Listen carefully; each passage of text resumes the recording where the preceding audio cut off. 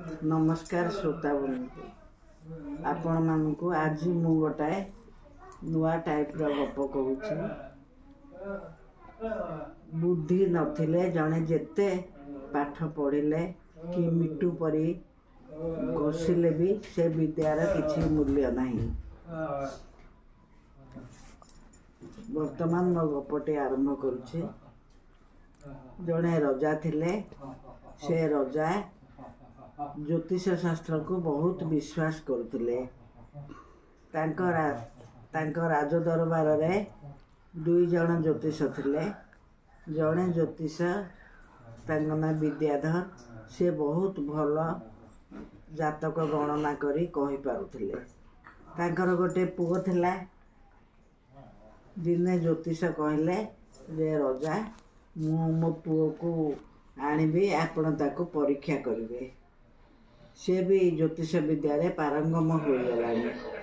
रजा हसिले कहले बहुत भल कथा तम पुआ ज्योतिष शास्त्र में पारंगम है। मोर आ किसी असुविधा नहीं। तमें ताको काली धरिकी राज दरबार को आस। रजा कथा अनुसार विद्याधर तांको पुओ को नहींकि गले।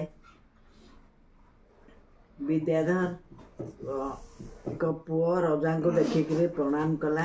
रजा हसी हसी पचारे हे ज्योतिष पुत्र तमें कौन जानिच?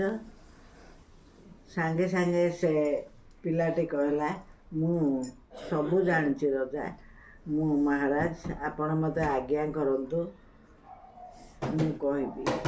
रजा कौतूहल रे गोटे मुदीटे हाथ रे रखिले एवं मुदीटी रखिकी सांगे सांगे पचारे मु कौन रखी हाथ रे कौन धरी तमें कहि पारिबो?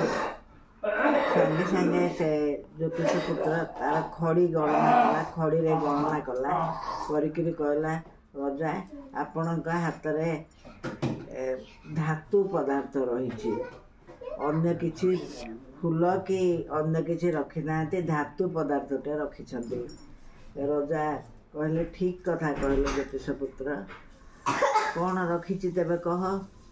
तापर से खड़ी गणना कला एवं कहला जे जो आपण रखिछन्ति तार मझीटा खाली अच्छी एवं चारिकोण जाक गोल अच्छी।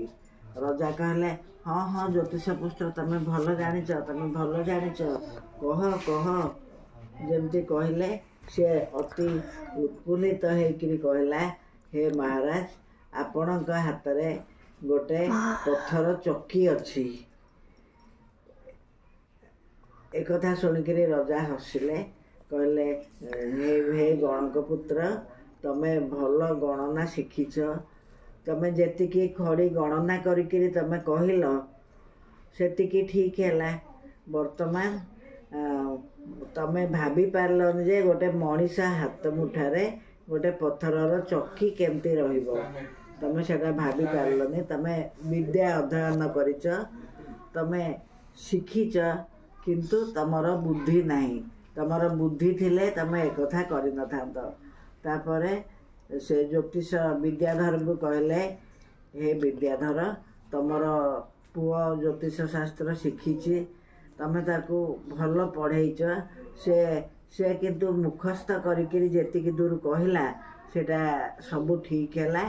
ता निज इच्छा रे जो गणना न करिकी कहला सेटा भूल है। मनीष हाथ रे केबे गोटे पत्थर चक्की रही पारे। तम पुओ कहला मो हाथ रे पत्थर चक्की अच्छी।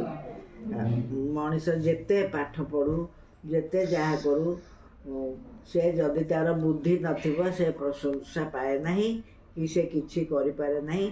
सेही परि तम पुओ शास्त्र अभ्यास करिछि मिट्टू परि शास्त्र को मुखस्थ करिछि किंतु तार बुद्धि नहीं। तार बुद्धि थिले कहि न थाता जे गोटे पत्थर चक्की मनीष हाथ रे रहिछि बोली। तापरे से गणक पुत्र को किछि टंका देले एवं कहले तमें खाली गणना करिके जदि कहबो तमर चलिबो किंतु तमें जदि निज इच्छा रे कहबो तमें किछि करि पारुनी कारण तमर बुद्धि नहीं। मनीषर जहाँ थिले तार जदि बुद्धि न थाए से किछि काम करि पारे नहीं। श्रोता बंधु वर्तमान मोर गपटी सरी जाइछि। मु नेक्स्ट टाइम आउ गोटे गप कहबी। आपण माने एटाकू शेयर एवं सब्सक्राइब करने को अनुरोध।